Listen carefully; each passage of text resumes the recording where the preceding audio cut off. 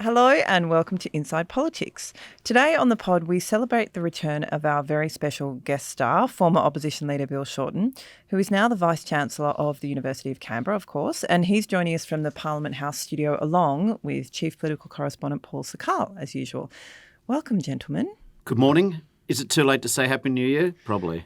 No, because we haven't seen you yet, so we'll make a special rule. True. Although I was in Woolies on Sunday and I noticed the first Easter eggs appearing, so I found that vaguely disturbing. Yeah, Where's that's the what year it should going? be. Hot cross buns are like January 1. It's sacrilegious. One long Easter. Easter's my favourite holiday, so I welcome its beginning in February. Now, Bill, this is a very serendipitous moment to have you on the podcast, and I'm going to say the following very carefully because you have obliquely, and I stress obliquely, come up in the Epstein files this week. Now, I want to clarify very quickly.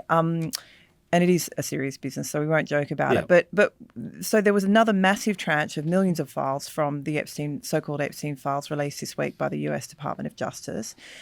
Strangely, one of those files seemed to show a text message exchange between Steve Bannon, who of course is the far-right former strategist for Donald Trump during his 2016 campaign, and the paedophile Jeffrey Epstein. And Epstein liked to keep abreast of international events and international elections. And the message exchange takes place sort of just after the 2019 Australian election, which you sort of famously lost to Scott Morrison, where you were contesting as opposition leader. And it has Bannon boasting to Epstein that he, quote, had Clive Palmer do the $60 million anti-China and climate change ads during that campaign. Bill, what was he talking about? Well, I got a phone call from an enterprising journalist from your own masthead about this on Sunday, and my first reaction is this is wild. 2 days after the 2019 election, old mate Bannon is, on his sort of permanent email link to that creep Epstein, and Bannon's taking credit for the election outcome because he said he helped advise Clive Palmer, who notoriously spent $83 million in the election, most of which was in the last 2 weeks, most of which was creating a mythical Chinese invasion, saying that climate change isn't real, and some unflattering analysis of me, which did hurt us. It was one of the reasons we didn't win the election. It wasn't the only one.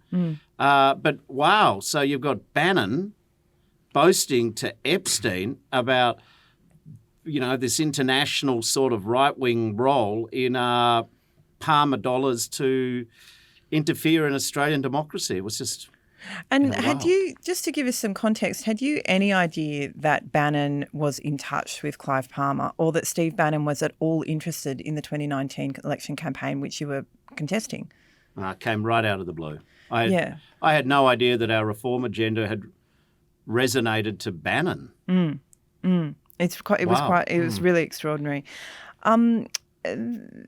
Palmer initially, we should say, came out and said that he'd never spoken to Bannon. So, he had no idea where this had come from and it must be untrue.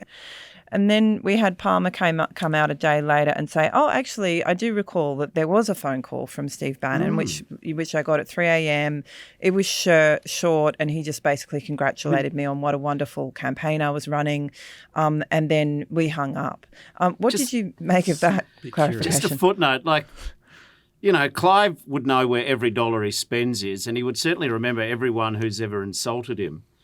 But he was very emphatic. He sent out his media minder to say it was BS and it was not true.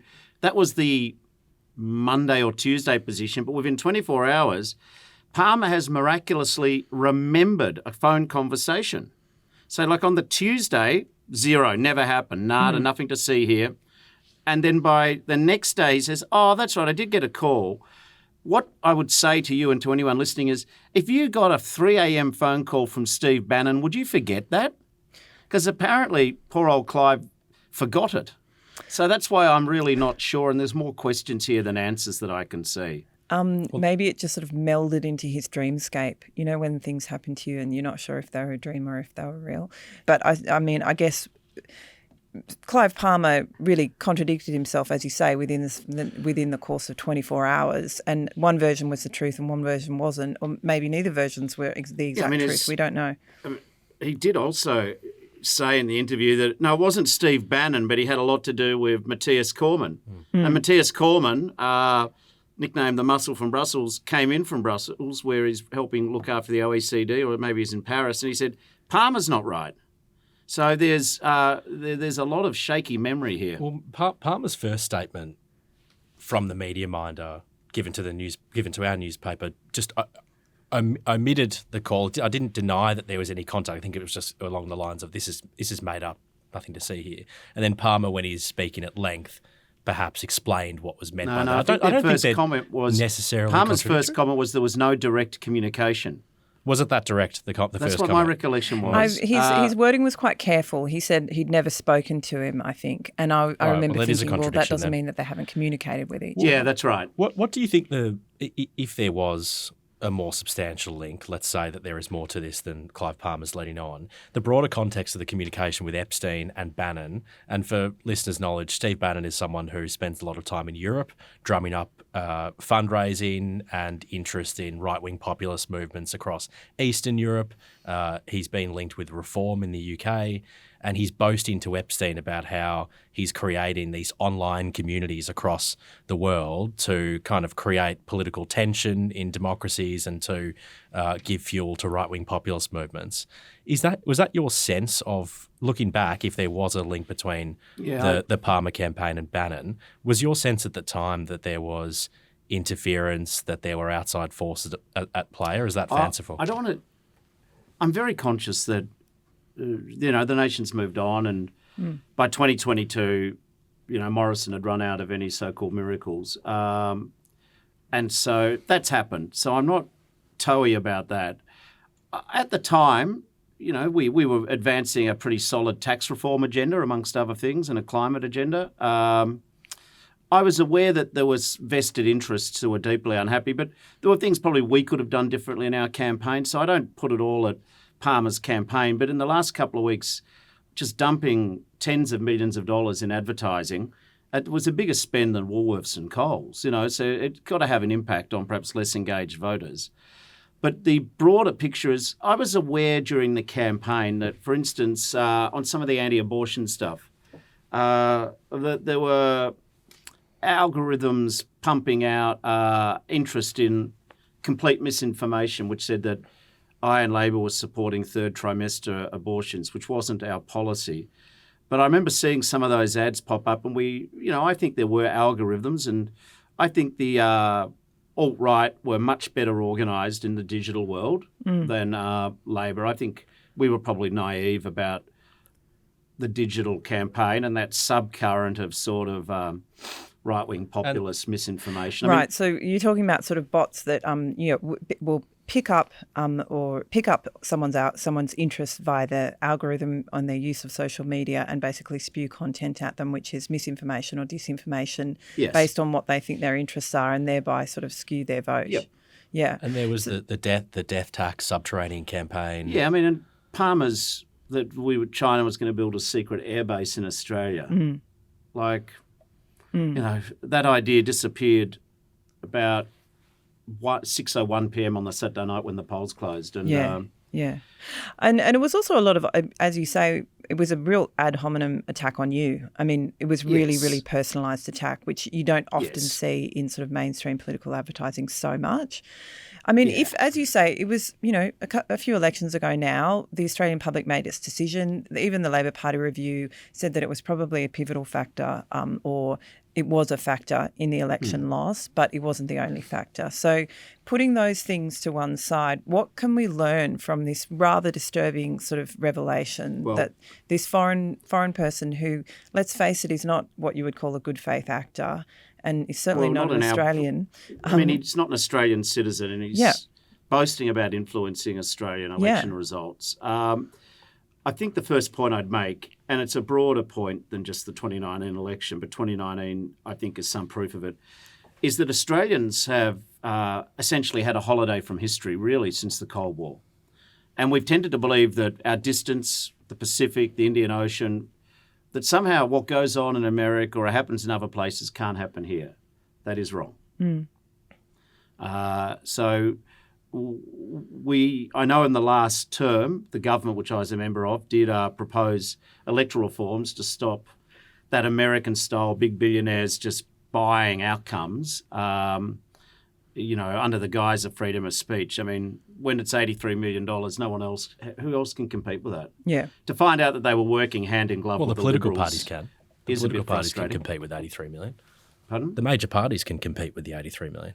No, well, that's right. When you added their 83 on top of the Liberal spend for Morrison, I suppose, I've got a sense of humour about it all now.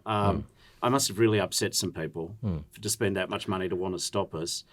But, the truth eventually comes out in these things. But the bigger point is that we're not immune to what happens in America. We think it doesn't happen here. It does.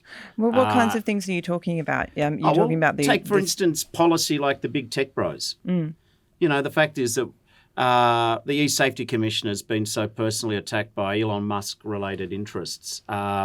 You look at the way that big tech companies really don't see themselves as bound by sovereign laws. That's business, they would say, but it's still undermining our system. You have a look at some of the Americans coming out to visit Peter Dutton's campaign, which was just a matter of record.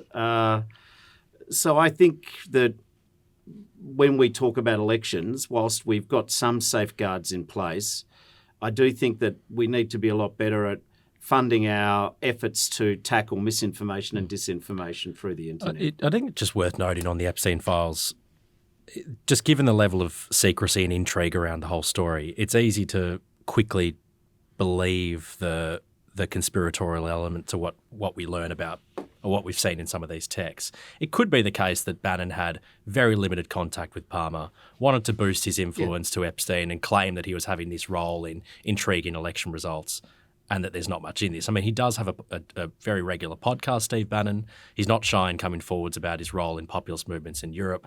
He does now have the ability to refute Palmer's claim and say, I actually had a significant role in that election, and he hasn't done that yet. So this could be nothing, or it could be something. I don't think it's nothing. I mean, why would it's such a specific and obscure thing to write to Epstein, who presumably doesn't know a lot about Clive Palmer unless he's had some contact with Clive Palmer? Because we reduce this to the facts we do know. Palmer spent $83 million, much of it in the last 2 weeks. That had an impact. There's no doubt that Palmer and the Liberals were talking a lot. There's no doubt now that Palmer and Bannon had at least one conversation, which Palmer has now recollected. And there's no doubt that Bannon boasted to Epstein. We don't know if Bannon was just being a sort of foghorn, leghorn conservative, taking credit for everything from Kazakhstan to, the polling boobs in Western Sydney. But they are facts. And so let's reduce it to what I think is the factual issue. Bannon says to Epstein, I'm the man. I help with these ads. Palmer says, no, I and Matthias are the men. He didn't help. I don't know. Someone's not telling the truth. Yeah. But it does highlight our vulnerability to big money and, vested interests overseas. Yeah. Totally. I mean, the texts were sent days after the result where there was this incredible upset win. A left-wing Australian leader has been beaten by a conservative with the help of this really interesting kind of subterranean online campaign. So Bannon might be just trying to shoehorn himself into something that takes some credit. Leghorn's a legitimate explanation, but I'd like to hear what Bannon has to say because he's been caught out as just an empty vessel, being a blowhard boasting to mates on emails, or that's Clive. Well, there's more to it. We need to hear from Bannon. It's extraordinary. The whole story is extraordinary, but I think we've always got to remember that there are victims in all this. There are victims, young women and girls who are the victims at the heart of this, and there have been no consequences for any of the alleged perpetrators. Yeah, I mean, it's a shocking. I mean, the election is of interest to us, but the reason why it's a story is because of Epstein's gross and grotesque and illegal behaviour. Yeah, which apparently has been completely sort of normalised amongst the powerful men among who he moves.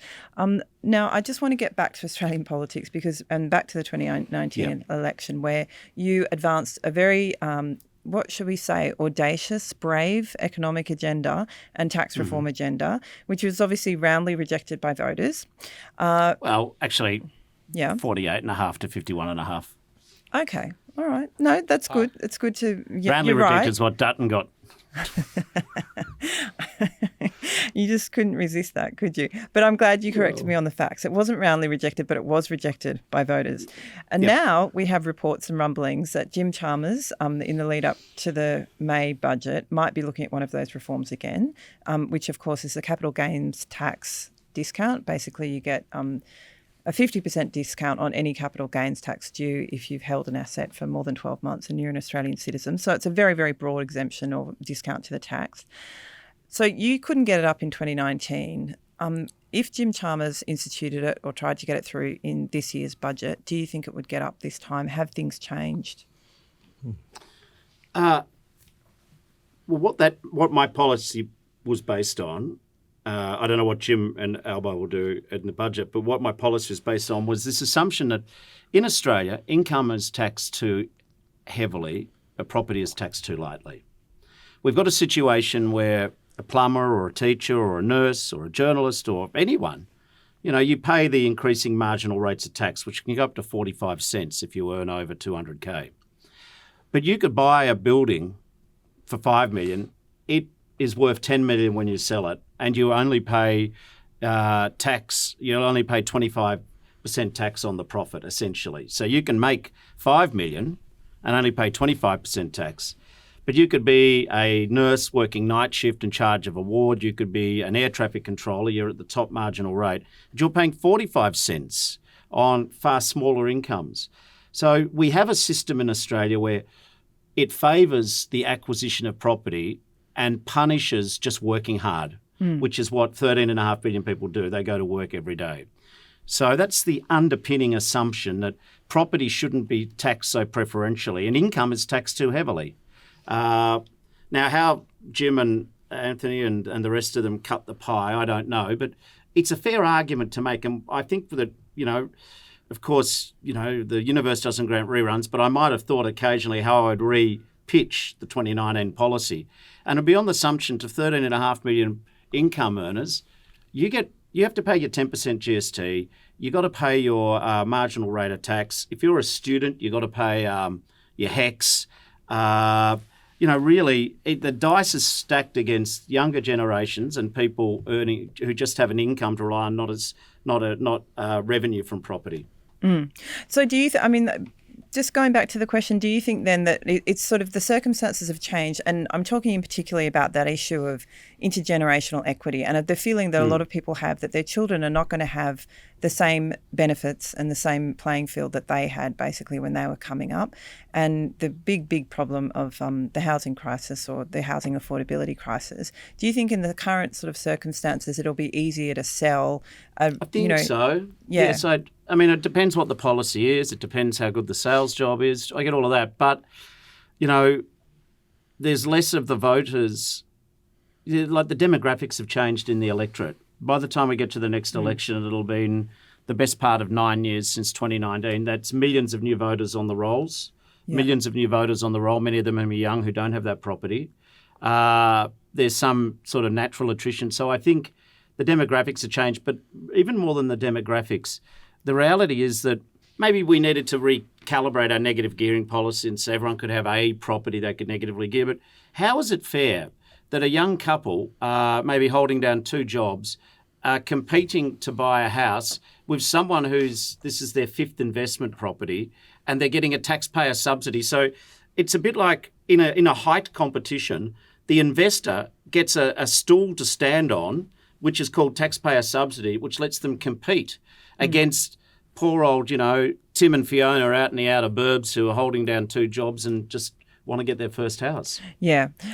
It's certainly some of those things, it would seem to me, would be more easily argued in the current situation. Paul, I want to ask you, what do you think? I mean, if Jim Chalmers was to come up with some sort of tweak, particularly to the CGT discount, would the Liberals/Nationals, and who knows whether they'll be together or apart by then, would they actually be able to mount an effective argument for against it? Against it?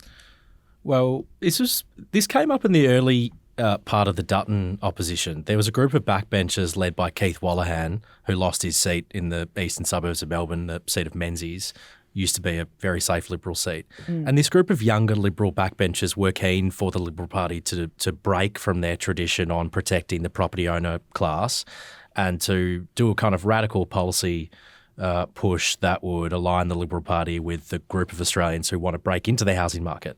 And Dutton became aware of this push, and him and his people, including Michael Sukkar, who was the housing spokesperson at the time, who's part of an older generation of Liberal Conservatives, said, guys, we're not going anywhere near this. We're in opposition. We're not going to take a risk on our policy set, and we're not going near property tax breaks. So the Liberal Party, I imagine, because it's in the weak position that it's in, will take a reflexive opposition to any change to the property tax settings, and they'll see this as a new policy debate that will, allow the Liberal Party to cleave back to its natural home, protecting the asset class, and it would be a big economic fight for Susan Lee to take on. Probably short-sighted because they do actually need to talk to those voters, but I suspect that's where they'll go. Short-sighted because the greatest predictor of what is a Liberal voter now is if you were born before 1965, if you're Anglo-Australian. That's an okay cohort, and I know lots of people in that cohort. But that's not enough. My best friends are in that cohort. Yeah, but it's not enough people to win an election. No, and it's certainly not enough people to kind of form a broad coalition in the small c sense of there are many cohorts within Australia that we will fight for. Bill, your mentor, one of your mentors, Bill Kelty, has said since 2019 that one of the key lessons was if you do tweak the tax breaks, it makes sense to offset what you're effectively taking from the community with income tax cuts. And that's a kind of grand bargain you can do. If you're going to go down the path of tackling property tax reform, property capital taxes, you should hand back that in income tax cuts. Otherwise, it just looks like a money grab. And they could do that by expanding the small tax cut they announced before the election. There's a million ways, but just if I had my time again in 2019, one thing I would do other than watch Clive Palmer carefully is any of the money we were taking out of reforming capital gains discount, reforming some of the other taxes, is hand it back in income tax cuts. But anyway, that's advice from the lofty heights of academia. My former colleagues, no doubt, will have, they'll take their own counsel. Well, how do you think that the PM would be thinking about this change politically? I mean, he's totally ascendant. Liberal Party is just blowing itself up. But he did have a difficult summer, and it proved that he can get into a poor polling situation more quickly than he would have realised perhaps after that big win. How do you think he'd be calculating the risk of going down this path? I don't know if they're considering it. I know that they are, so I'll tell you that. Okay. Well, you'd be looking at all the pros and cons. You'd be weighing up the national interest. You'd be weighing up the impact on productivity. You'd be weighing up what makes a fairer system for people to work harder. I mean, that would be the test you'd apply.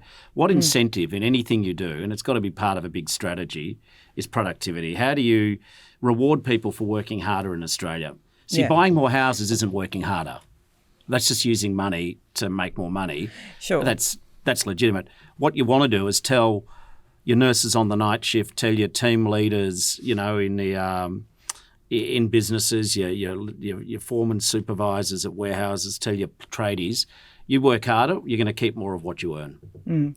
It seems to me they're going to have some sort of budget trimming sort of policies as well, because otherwise they won't be able to pay for all this stuff. The big issue is inflation. So they're going to have. Right. That's right. So they're going to have to cut as well. But that's maybe a discussion for another podcast. Do you think, in terms of the ructions within the Liberal National non-coalition at this moment of recording, do you think that we're looking at a historic rearrangement of, the right wing of Australian politics? Can the Liberals fight their way out of this? I just want to go to you both really quickly on that. Well, in terms of if they do split in a long-term sense, there are people in the Liberal Party worried about a 1950s Labor-style moment where the centre-right fractures for a longer period of time and that entrenches Labor dominance. I suspect the coalition will not be apart for that long. I don't think it will be patched up this week. I mean, the absurdity of the back and forth between Susan Lee and David Littleproud is slightly nauseating, and the squabbling over process and party procedure is really difficult to follow for our readers, I'm sure. But there's a personality dispute at the heart of it between the two leaders. They don't get along, and they've both boxed themselves in and would struggle to reconcile because that will diminish their authority. So they won't get back together in the next few weeks, I don't think. Definitely possible that I'm wrong there, but I suspect they'll patch it up before the next election. But if it is a longer-term split, Bill, and given what One Nation's doing at the moment, how do you see the centre-right faring for the next period? Well, the right of Australian politics have split in the past. Menzies only founded the Liberal Party just over 80 years ago. It's Don Chipp and some of the Liberals split in the 70s. Political parties do split. That's the first thing, so it's not unknown. The second thing is underestimate Pauline Hanson and Barnaby Joyce at your peril. Okay.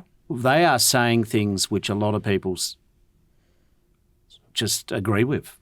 Like it or not, that's just what it is. And they have a sense also that these two are not going to change their convictions to suit a particular issue. So maybe that longevity of but I think, I talk to old members of my union who I used to organise in the bush.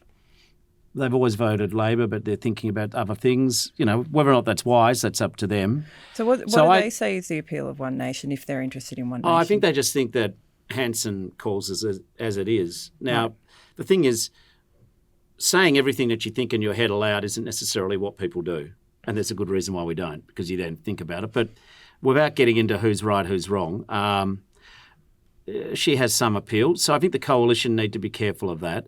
I don't know if they, I'm not going to predict the demise of the Liberal Party or the National Party, but I would say this is a serious issue. If it goes one way, it's a sort of like planet extinction level event for the coalition. So they're going to need to get their act together quickly, I would have thought. But the real challenge, I think, for Labor is that with the coalition being at sixes and sevens, we've got to be careful that it's a good government needs a strong opposition. And one of the anxieties I feel for some of my colleagues is that what if the Liberal vote falls, that they no longer come second in some of our safer seats? And there's a sort of militia of third parties come together. So, I think it's what Australians want is stability and focus on cost of living. The coalition disunity may be good for some memes, and there were some pretty good one-liners in Parliament. But when you've got cost of living, interest rates, I think a strong opposition is necessary for a strong government. Yeah, that's a very good point. And it's interesting to note as well that there are perhaps hidden dangers for Labor at a time when they really seem like they're sort of untouchable. And Albanese seems like the luckiest man in Parliament. Guys, that's been so fascinating. Bill, we love having you on. We hope you'll come on again soon. And thanks a lot, Paul, and we'll talk to you soon, Bill. See you guys. Over and out. Bye.